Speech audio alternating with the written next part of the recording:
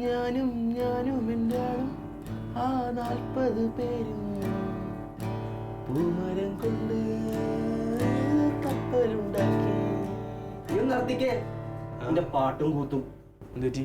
നിന്റെ അളിയൻ എന്തൊക്കെയോ കാര്യങ്ങൾ മനസ്സിലായിട്ടുണ്ട്. നീ പോടാ ചുമ്മാ.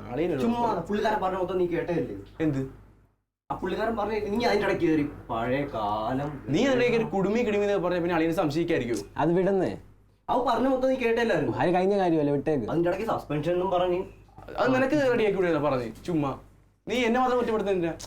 എടാ നമ്മളിവിടെ വന്നിരിക്കുന്ന കാര്യം നിനക്കറിയാല്ല. ആ കോളേജിലെ കാര്യങ്ങൾ ഇവിടെ ആരെങ്കിലും അറിയാലോ അവസ്ഥ എന്താണ്. ഇനി നമ്മൾ എന്ത് പറഞ്ഞാലും 3 പേരും കൂടെ ആലോചിച്ച് പ്ലാൻ ചെയ്തിട്ട് മാത്രം പറഞ്ഞാൽ മതി. ഇതിന്റെ പ്രശ്നമില്ലല്ലോ. ഇതിന്റെ വീട്ടിലെ അമ്മ എങ്ങനെ അറിഞ്ഞോണ്ടല്ലോ. നിന്റെ വീട്ടിലെ കാര്യം മാത്രമല്ല ഞങ്ങളുടെ വീട്ടിലെ കാര്യം അത് തന്നെ. നമ്മളിപ്പോ എന്ത് കാര്യം പറഞ്ഞാലും ഒരു പ്ലാനിങ് വേണം. അല്ലാതെ കിടന്ന് ചുമ്മാ നമ്മൾ വളരെ സൂക്ഷിച്ചു തന്നെ എന്തും പറയാൻ. എന്തുവാ മക്കളെ അവിടെ? ഒന്നുമില്ല, നമ്മളിങ്ങനെ വെറുതെ പാട്ടൊക്കെ പാടി കാര്യങ്ങളൊക്കെ പറഞ്ഞ് വെറുതെ. എന്തെങ്കിലും കഴിച്ചായിരുന്നാ? കഴിച്ചു.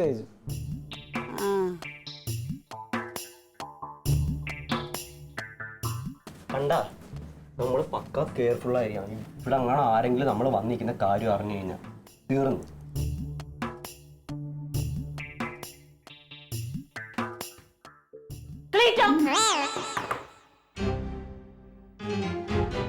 എന്ന് തുടങ്ങി ക്ലീറ്റോ ശീലം?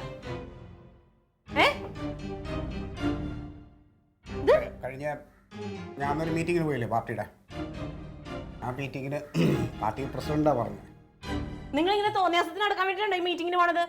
നിങ്ങൾക്ക് ഇവിടെ ഒരു കൊച്ചു വളർന്നു വന്നത് അറിയാൻ പാടില്ലേ? അവളിങ്ങനെ തോന്നിയാസം നടക്കുകയാണെങ്കിലോ, അവളുടെ കെട്ടിയാനാണ് ഇത് കാണിക്കണമെങ്കിലോ നിങ്ങൾ എന്ത് ചെയ്യും? നിങ്ങൾ ആരോട് പോയി പറയും? എന്റെ കർത്താവ് കട്ടൻ ചായയും കപ്പലണ്ടി മിഠായി കഴിച്ച എന്താണ് കുഴപ്പം? അതെന്ത് ശീലത്തിന്? ആ ശീലത്തിന് എന്താണ് ഒരു കുഴപ്പം? അയ്യോ, ഇതാണ് ശീലം. ഇതിപ്പം ഇത് രണ്ടും കൂടെ കഴിച്ചാലേ ബുദ്ധി വികസിക്കുമെന്നും പറഞ്ഞിട്ട് ഒരു അമേരിക്കയിൽ ഒരു ശാസ്ത്രജ്ഞൻ കണ്ടുപിടിച്ചു.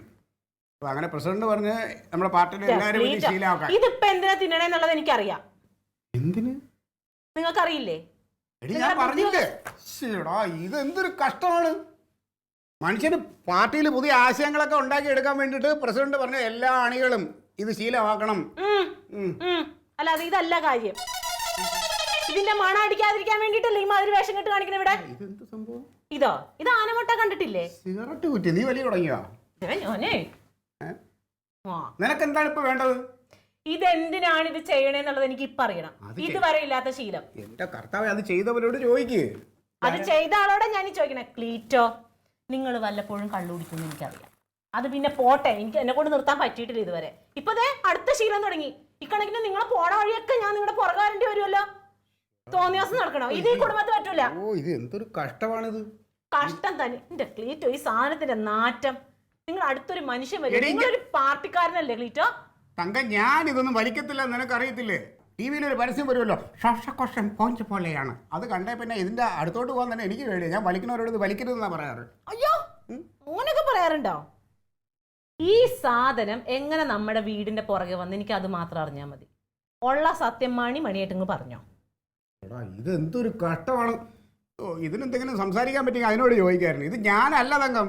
അല്ല, ഈ വീട്ടിൽ ആണായിട്ട് ഞാൻ മാത്രമേ ഉള്ളൂ. വണ്ടി അവിടെ നിന്ന് ഇങ്ങോട്ട് എടുത്തോ. ആ വണ്ടി അങ്ങോട്ട് പോവണ്ട. അവൻ അത് ചെയ്യൂല. അവനത് ചെയ്യൂല. എന്റെ കർത്താവേ, ലോകത്ത് ഇതുപോലെ വേറൊരു ഭാര്യം കാണൂല. എന്തൊരു കൊള്ളരുതായി വേണ്ടാലും അത് ആ കെട്ടിയവനാ ചെയ്തേക്കണേ. ഭയങ്കര മതിപ്പാ നിനക്ക് കെട്ടിയവനെ കേട്ടോ. അതെ, അങ്ങനെയാണല്ലോ എനിക്ക് കിട്ടിയേക്കണ അനുഭവം. കൂടുതൽ ഇങ്ങോട്ട് പറയണ്ട. ഇത് നിങ്ങൾ വലിച്ചതാണെന്ന് എനിക്കറിയാം. ഇനി ഈ സാധനം ഈ പറമ്പിൽ നിന്ന് എവിടെന്നെങ്കിലും കിട്ടിയാ ചോറിന് ഞാൻ കുറച്ച് വായി വെച്ച് തരും. ഇച്ചിരി വിഷമം വെച്ചിട്ട് ഉരുട്ടി ഇരിക്കുക. അതും ചെയ്യും ഞാൻ. അതിലും നല്ലത്. അതും ചെയ്യും. എങ്ങനെ ഈ വീട്ടിൽ ജീവിക്കുമെന്ന് ഒരു രീതിയിൽ മനുഷ്യന് സ്വസ്ഥത തരില്ല എന്ന് പറഞ്ഞു.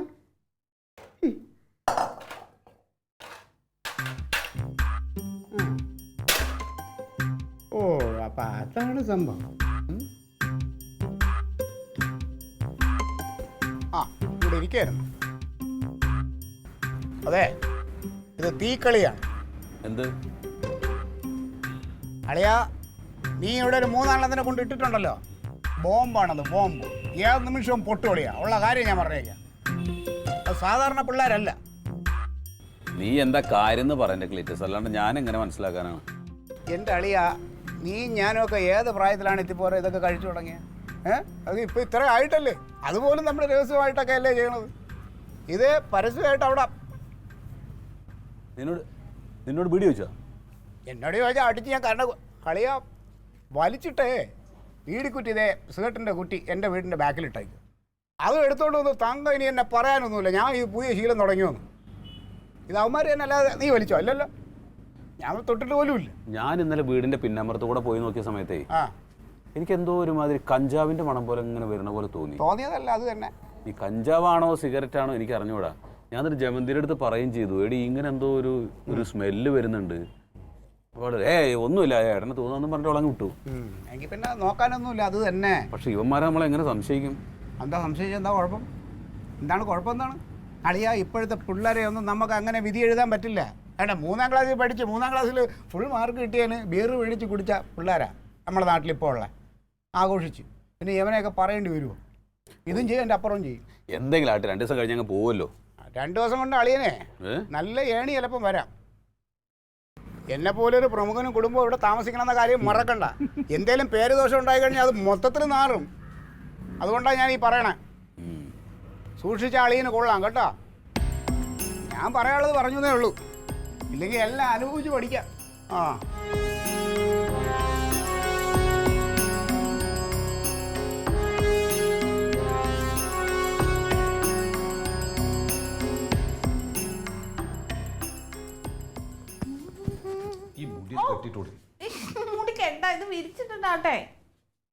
അതെ ജവന്തി, ആ പയ്യന്മാര് വലിയൊരു ചൊവ്വില്ല തോന്നുന്നുട്ടോ എനിക്ക്.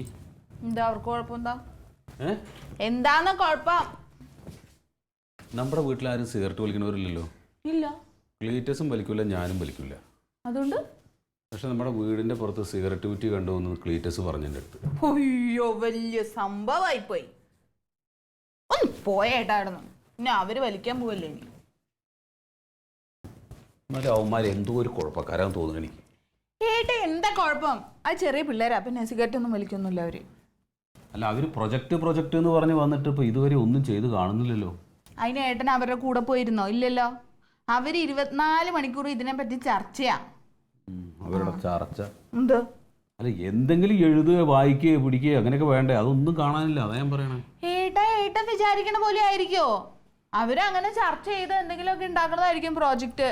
അല്ല, ക്ലീറ്റസ് പറഞ്ഞേ എന്തെന്ന്? അവന്മാർ അത്ര ശരിയല്ല, കുഴപ്പക്കാരാണെന്ന്. അല്ലെങ്കിൽ ക്ലീറ്റോ ചേട്ടൻ ആരെ പറ്റിയാ നല്ലത് പറയണേ? ഇതുവരെ നല്ലത് എന്തെങ്കിലും പറയാറുണ്ടോ? ഇല്ലല്ലോ. ഇതിപ്പോ നമ്മൾ പഠിക്കുമ്പോഴത്തെ പോലെയൊന്നും അല്ല. പുതിയ പിള്ളേരല്ലേ, അവർക്ക് അങ്ങനെയൊക്കെ ആയിരിക്കും പ്രോജക്റ്റ് ചെയ്യേണ്ടത്. അല്ലെങ്കിൽ പിന്നെ അവൻ അമ്മോട് വിളിക്കണ്ടെന്ന് പറഞ്ഞത്. അതെന്താന്നാ ഞാൻ ചോദിച്ചു.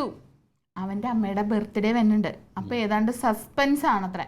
അതിന് നമ്മളൊക്കെ ഉണ്ടെന്ന് ആ സസ്പെൻസിൽ. അതുകൊണ്ടാ വിളിക്കണ്ടെന്ന് പറയണേ, അല്ലാതെ വേറൊന്നുമില്ല.